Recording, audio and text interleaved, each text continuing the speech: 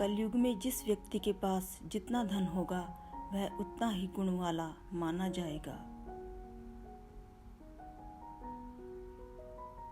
कानून और न्याय केवल एक शक्ति के आधार पर होंगे।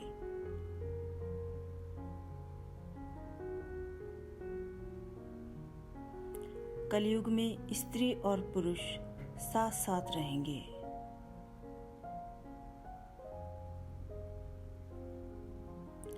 और व्यापार में सफलता छल पर निर्भर होगी।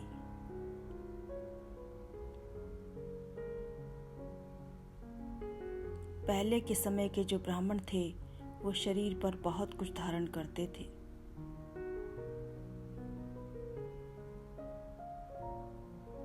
पर कलयुग में वो सिर्फ एक धागा पहनकर अपने ब्राह्मण होने का दावा करेंगे।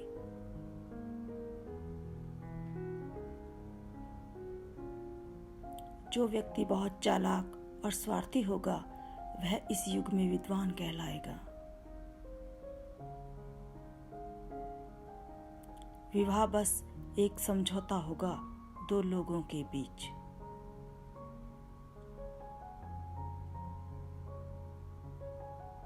पृथ्वी भ्रष्ट लोगों से भर जाएगी और लोग सत्ता के लिए एक दूसरे को मारेंगे।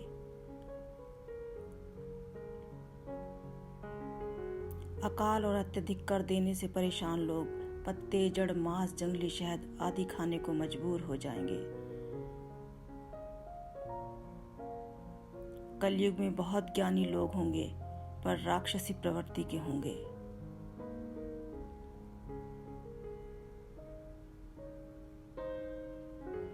बड़े बड़े पंडित और विद्वान कहलाएंगे पर उनका केवल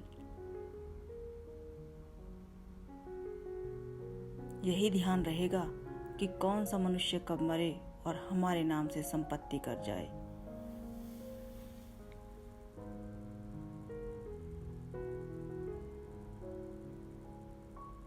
कलयुग में ऐसे लोगों की अधिकता रहेगी जिनकी दृष्टि धन और पद पाने की रहेगी, चाहे वे पहले से बहुत धनवान और उच्च पद वाले हों।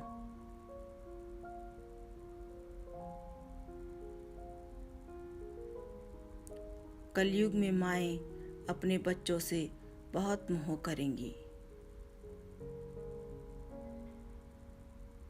इतना ज्यादा मोह कि उनका विकास ही रुक जाएगा।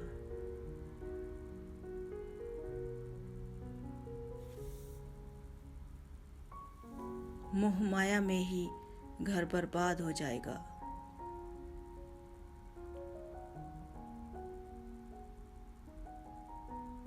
किसी का बेटा घर छोड़कर साधु बन गया तो हजारों लोग दर्शन को आएंगे।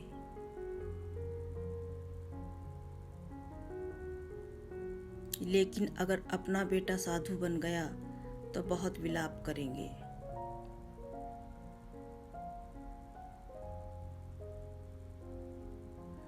कलयुग में कन्या के विवाह में मकान बनने की खुशी में लाखों रुपए खर्च कर देंगे, पर यदि कोई पड़ोस में भूखा प्यासा मर रहा होगा तो यह नहीं देखेंगे कि उसका पेट भरा है या नहीं।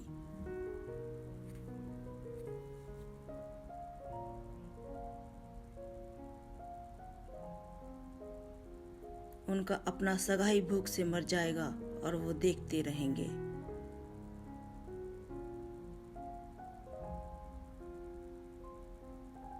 दूसरी ओर मस्ती, मांस, मदिरा, सुंदरता और व्यसन में पैसे उड़ा देंगे, परंतु किसी के दो आंसू पोंछने में उनकी कोई रुचि नहीं होगी।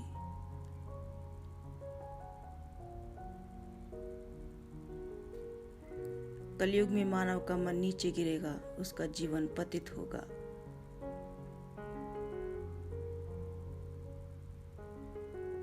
यह पतित जीवन धन की शिलाओं से नहीं रुकेगा और न ही सत्ता के वृक्षों से रुकेगा।